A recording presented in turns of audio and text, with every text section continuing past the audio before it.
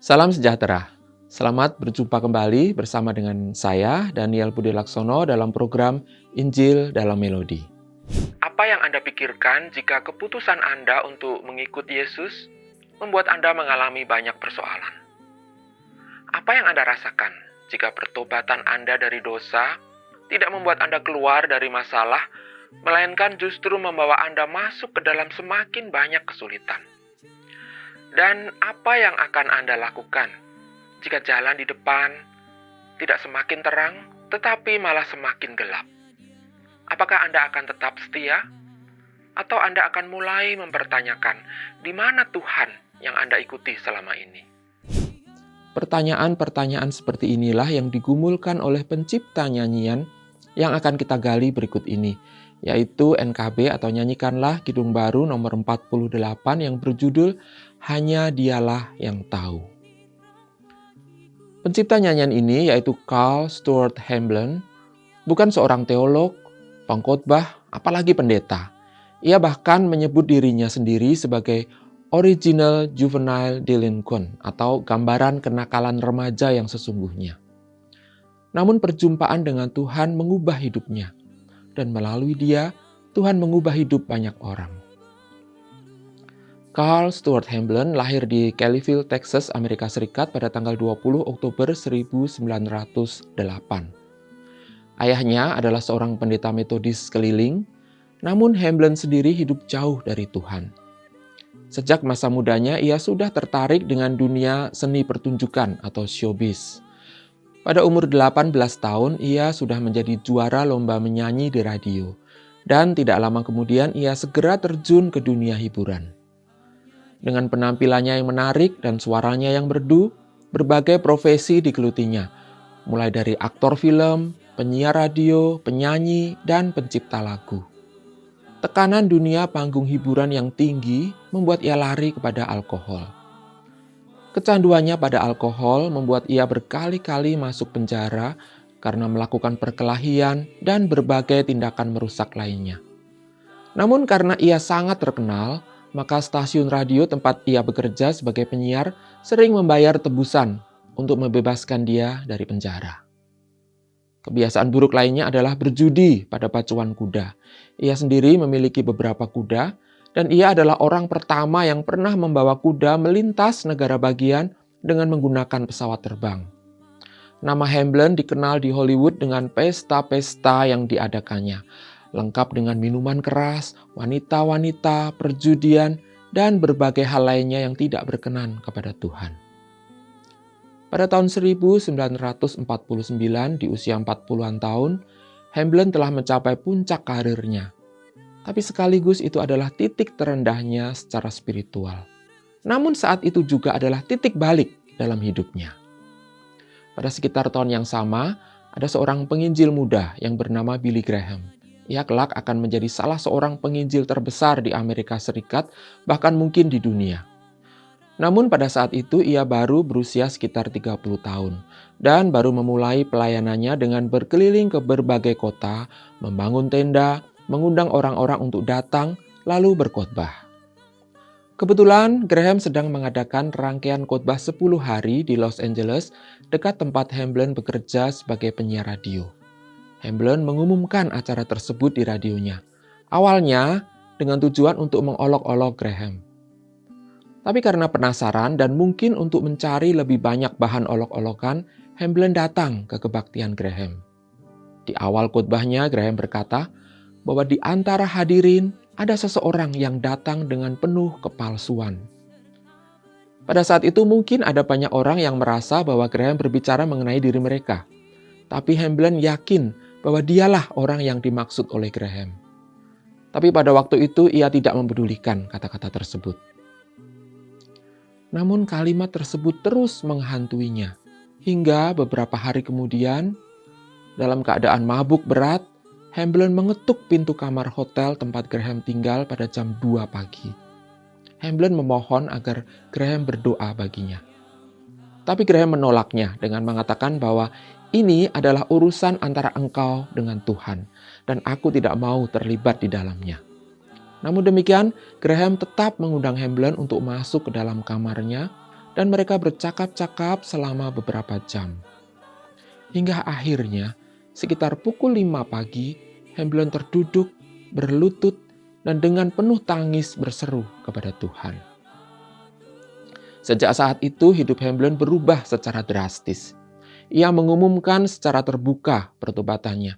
Ia meninggalkan kehidupan lamanya yang penuh hura-hura. Ia tidak lagi mabuk-mabukan, bahkan berbalik 180 derajat, ia sama sekali tidak minum alkohol. Ia tidak lagi berjudi, tidak mengadakan pesta-pesta bersama banyak wanita, dan mulai rajin menghadiri kebaktian-kebaktian. Namun pada saat yang sama, karirnya di Hollywood juga mulai menurun secara drastis. Ia dipecat dari stasiun radio tempat ia bekerja karena ia menolak acaranya disponsori oleh sebuah perusahaan minuman beralkohol. Ia mencoba menciptakan beberapa lagu rohani, tapi itu juga tidak terlalu sukses. Namun ia tetap bertahan pada jalan hidupnya yang baru, karena ia yakin bahwa Tuhanlah yang mengatur masa depannya. Beberapa tahun kemudian, ia menuangkan pengalaman imannya dalam beberapa nyanyian. Salah satunya adalah It Is No Secret, yang menjadi nyanyian pertama yang menduduki 10 besar di tangga lagu rohani dan sekuler sekaligus.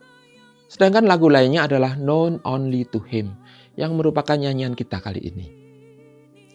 Nyanyian ini diawali dengan kekaguman kita ketika melihat berjuta bintang di angkasa. Betapa pemikiran kita yang sangat terbatas ini tidak dapat memahami maksud Allah yang luar biasa. Namun demikian kita yakin bahwa Allah yang menciptakan bintang-bintang tersebut memiliki rencana untuk setiap bintang tersebut. Bintang-bintang ini juga menggambarkan kehidupan kita, manusia. Allah yang telah menciptakan kita punya rencana untuk setiap manusia yang diciptakannya. Di bait kedua, pengalaman ini bersifat lebih pribadi lagi, yaitu ketika kita melihat dunia yang kejam, atau dalam bahasa aslinya, this world of fear and doubt. Dunia yang penuh dengan ketakutan dan keraguan ini. Kita bertelut dan bertanya kepada Tuhan. Mungkin waktu menulis lirik ini, Hamblen juga teringat pada peristiwa pertobatannya, ketika dia berlutut dan menangis di hadapan Tuhan. Mungkin saat ini kita juga bertanya kepada Tuhan, mengapa salib yang kita tanggung begitu berat? Dan Tuhan akan menjawab bahwa Ia telah menyediakan kekuatan bagi kita karena Ia menganggap kita layak untuk menjadi setia. Referen lagu ini menjadi puncak pengakuan iman kita, yaitu bahwa hanya Tuhan saja yang tahu segala rahasia dalam hidup kita. Karena itu kita tidak perlu takut akan kegelapan yang menghadang di depan.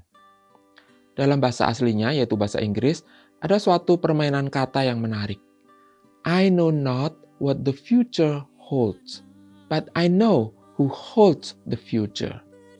Aku tidak tahu apa yang ada di masa depan, tapi aku tahu siapa yang memegang masa depan, yaitu Tuhan yang memegang segala rahasia hidup kita.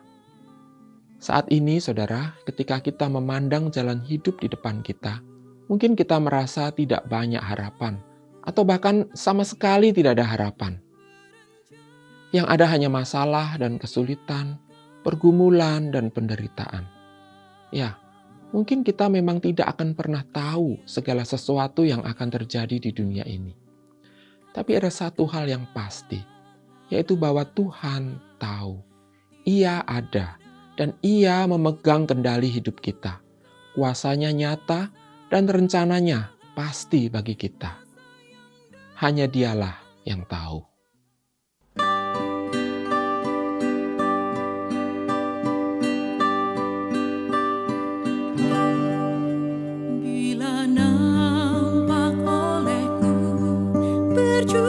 Bintang di angkasa, ku tak faham yang dilukiskannya. Namun Tuhan Allah